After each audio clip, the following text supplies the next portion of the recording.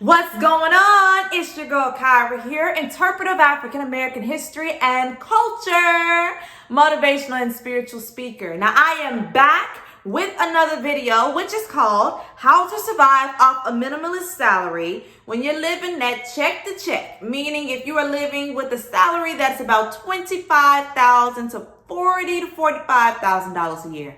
But before we get into the video, I want to give a huge, mega, major shout out to Brandon the Garbage Disposal Clark. Y'all, when I tell you this man helped me in a tremendous way, he really was able to help me get some major traction going with my channel. So I want to take this second to give him a major shout out and say thank you so much, man. I wish you nothing but good blessings with your channel. The link to his channel is down below if any of you all want to check it out. Thank you so much. You took the time to help a sister out. You didn't have to do it, but y'all, like he said, he does what he says he's going to do. And I thank you so much. Please go check out his channel. He does a lot of food reviews, y'all. They're really funny. They're really cool. And I really love his channel. And I know you all would love it too. So please go and check it out. I put the link to his channel down below in the information section there, in the summary section. So you all be sure to check out his channel. Now, we're about to get into this video. How to survive off a minimalist salary, y'all. Be sure to stay tuned.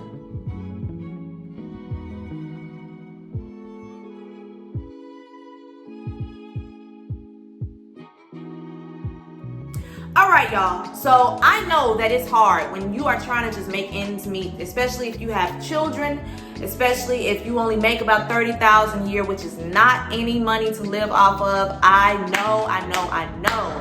But you know, we are doing the best that we can with a crumbling economy and with this virus not going anywhere maybe anytime soon. But hey, we're not God, so we're not gonna say what God ain't gonna do. Hello, hallelujah. So let's get started. First tip. Okay, how to survive off of a minimalist salary. Now, the number one thing, y'all, and everybody ain't gonna agree with this. That's cool. Whatever, you know, you do you. But for those of us who are followers of Christ, the book, the Bible, the Holy Bible, the book of God is really clear about what we are supposed to do once we get our money in our grips. That's right, y'all. Pay your tithe. Now, the good book says to set aside 10% of your tithe. But let me say this about your tithe. Pay what is on your heart to give. Now, I'm just saying that if you cannot pay the whole full 10%, because let's say if you get paid $1,600 and you know your rent is about $600, $700, and then you got to put groceries in the refrigerator for you and your kids and stuff, you like, ooh, hold up. $160, that's 10% of my $1,600. That's cutting it pretty steep, Lord. That's cutting it pretty steep, Jesus. Pray to God about it. Pray to God. Ask him for discernment in that situation, okay? That is between you and God. Your tithe is between you and God. Even though the folks at the church gonna be the ones, you know, they open the envelope and put down on record how much you pay and what you don't. Look, God knows your heart. He is the one you have to answer to. Not Pastor not Pastor Logan or whatever, or Deacon Green. You answer to God, okay? So you just make sure you handle that. But that's the number one thing I would say. Go ahead and set aside your tithe. Get it out the way. Get it out the way first, and then you won't even have to worry about that, all right? So going on to tip number 2. Tip number 2, very important. Add up all your bills and total them and try the split method. Now, what do I mean by the split method? If you can, let's say in total in the month you make $2,500. You may not be able to put back your whole $320 car note out of one check. But if you can't do you can't do $320, guess what? You might be able to do at least half of that. You know, a lot of times, you know, we want to be very efficient. So that means that we want to get this such and such done at such and such time. But maybe you can just put back $160, you know. Try to do that with the first check and then do it with the second check. Now, that's if you work and get paid bi-weekly, okay? If you get paid every week, that might even help you out a little bit more. You can put back such and such at, you know, that particular time. But add up all your bills and then try to work on the split method. Try to see if I can take half of my check, the first check I get, and put it towards my bills and pay down half of each of my bills. Then when you get the second check, do the same thing. Take half of the second paycheck and then try to take that half and pay off the rest of your bills. You see what I mean? So you're just taking half of each check to total and whole to pay that particular bill. So I'll take $20 out of my first check. Now let's say my water bill is $40. Take $20 out of my first check, $20 out of my second check, and then I got, hey, my water bill is paid for the month, okay? Just like you do with your car note. If it's $320, $160 out of this one, $160 out of the next, hey, got my car note. My car insurance is $85. I'll take about $40 out of this one, $40 out of the next, hey. So, it makes you not feel so stressed out, and you don't feel so on edge if you don't have all of the money and lump sum at one particular time, okay? So just try that. But if the split method is not what works for you, and you do like to just go ahead and put money aside for this, that, and the third, this next tip may be very helpful. Begin doing the envelope system. I believe when I introduced this it was about maybe a couple months ago, I introduced this to like 4 or 5 people, and y'all, they have been telling me it's been working for them. I'm not even kidding. They say it is working for them, y'all. Begin the envelope system. Make an envelope of each bill and take one check and split it up, for each one. So this is what happens, y'all. The envelope system is very easy. It's very simple.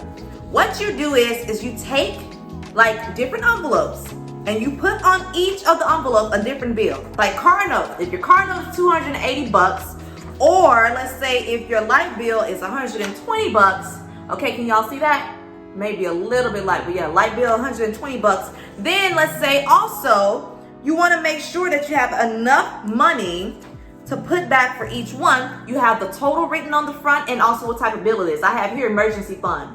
Y'all, you need an emergency fund. You need an emergency fund. That is very important to have, just in case you have to go and get a part for your car, just in case your child may have a doctor's bill or something that's unexpected. At least, if y'all have one child, at least I would say $300 would be good to have an emergency fund, okay?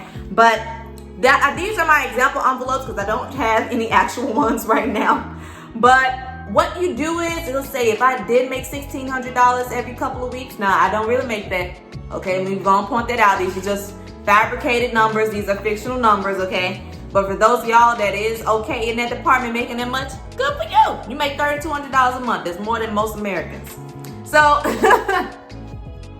what you do is with the envelope, let's say you put back $200 this week and next week you put back $80. You already got your card note down, boo-boo. And you're able to keep up with your bills. You're not letting, oh, I forgot to pay this. Oh, I forgot to pay that. Do the envelope system. You get yourself a little shoe box, or not even a shoe box, or a little carrying case, or go get you one of those little plastic bins out of Walmart or Dollar General or Dollar Tree, and you keep all of your bills in there. Keep all of your bills in there. But for those of us who are very scary about fires and just the inevitable happening, go and get yourself a little small safe and put all your bill money in there, and put them in different envelopes. And when it's time to go and pay the bills, just crack open the safe, go in there, get your money out. Oh, I got all 4 of my bills laid out here. I know today I gotta go pay car note and light bill or whatever. And then I go and pay it and take care of it. And hey, you good to go. The envelope system really does work, y'all. Now, number 4, I know you're wondering, like, Kyra, you done told us about responsibility and all that, but I got to live too. Like, I want a bottle of water. I want a mocha frappuccino every once in a while or something. Like, when am I going to pay myself? That's tip number 4. Pay yourself. Pay your doggone self, okay? Pay yourself is tip number 4. Set aside an average to spend, okay? Now, this is for when you need to go and get gas or food or something like that, and also to get groceries. So let's say you set an average to spend. You need to set an estimate for each paycheck. Before the check gets to your account, you need to have the estimate set. So let's say this week, or for the next 2 weeks, we're gonna set a budget of spending only $400. That means we're gonna go spend $200 in groceries, and I'm gonna have enough also out of that to put gas in my car. So with that $400, you got $200 for groceries, you got $20 for gas in the car. Maybe 2 days out the week, we may enjoy a little, fast food or whatever you want to call it. So I set aside $50 for that. So about right now, you have about $100 or so left to spend, about $110. So with that money, put it to the side, because you never know what else may come up. An emergency. Your child might be like, oh, mom. Now, ain't nobody taking trips right now. Ain't nobody in school. But if they be like, oh, mom, like we got this fundraiser or something in school, I need such and such. You know what I mean? So it really works. Pay yourself, but pay yourself at a set budget. Don't be like, oh, my light bill ain't due to the end of the month. You know what I'm gonna do? I'm just gonna pay myself $500, and then by the time the end of the month comes, I'll have my second check. And then you're gonna do the same thing with the second check. Guess what's gonna happen for you, boo-boo, and your kids, and your husband? Guess what y'all about to be doing? Y'all about to get to know each other in a very, very nice, intimate, and dark, vampire Dracula-like way, because y'all lights are about to be gone. Kaput, honey. Cancel. Christmas. In fact, that's the only time y'all might see some light shining in y'all house. It's gonna be Christmas time if you got that type of mindset and thought process, boo-boo. Because it's gonna take the Christmas lights outside, honey, for y'all to have some light in your house. If y'all think like that, don't do that. Don't do that to yourself or your kids. Now, tip number 5. Save, save, save, save. I mean it. Save. Y'all, listen. Start with something. It would be great if you could save 30% of your paycheck, but I'm a realist. Everybody's not able to do that, okay? But start small and work your way up. So what does that mean? You can start with $20, $50, or even $100, okay? Whatever you can start with. But have an envelope set aside for savings. That's if you know that you got what I call willpower, and you're not just gonna be an easy access like, whatever, I'll put it back when I get a chance. Go and set yourself up an account or something or whatever, a savings account that you do not have easy access to, and go and start putting money in there each month. Set aside $50, $100 if you can, because you never know. Let's say a golden opportunity comes up and you may want to move. Well, your mind is a little at ease, because guess what? I got $3,000 in the bank. You know what I mean? Like you know, that's not a lot of money, but hey, if you wanted to move, at least you can go and pay down 1 month's rent in an apartment or something like that. Now, that depends on where you're trying to move. If you're trying to move in the South, you'll be okay, you know, but you're trying to go to New York to California, $3,000 gonna be probably, we ain't gonna talk about all that, I'm sorry. But definitely do that, y'all. Go and put a savings aside. Set a goal for yourself. Y'all, it's August, but you still can set a goal for it by the end of the year. Hey, by the end of the year, I want to save $1,000. You probably could do it. A lot of y'all got side hustles. So many of y'all have been bosses out here in these streets. I'm so proud of y'all. Every time I see, I love everybody, but every time I see my own people really coming with the side hustles, coming with their businesses, I support you all 100%. And everyone that knows me knows I support my people to the moon and back. Like anything you're doing, as long as it's positive and it's something that is a great influence on especially the younger ones coming up, whatever, if it's about something, y'all know I'm down there with you. And last but not least, the last final tip. Woo! Never panic, but pray. You may not have everything you want right now, but God is going to supply all of your needs. Come on, somebody. Never panic, but pray. Okay, I get how that can seem like, yeah, if I just sit around praying all day, the Bible also says faith without works is dead. I didn't say you're supposed to sit on your butt. I just said that while you were working and you scared about what's going to happen, they're going to repossess your car because you ain't got all your money on time. I said, never panic, but pray. Get the praying about it, honey. Get the praying. Because see, he's not going to come out here and give you an extra check. You already called mama and she said she barely making ends meet this month.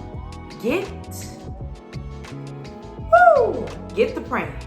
Y'all, God has opened doors for me and done the unimaginable in tough situations that I have been in. And y'all, when I tell you, you get to praying to God and you asking him, especially when you got tears rolling down your face and you feeling so upset, you don't know which way to turn, you don't know which way to go. Don't panic. Just pray. God will provide. He loves you. He sees you. He knows your circumstance. He knows your situations.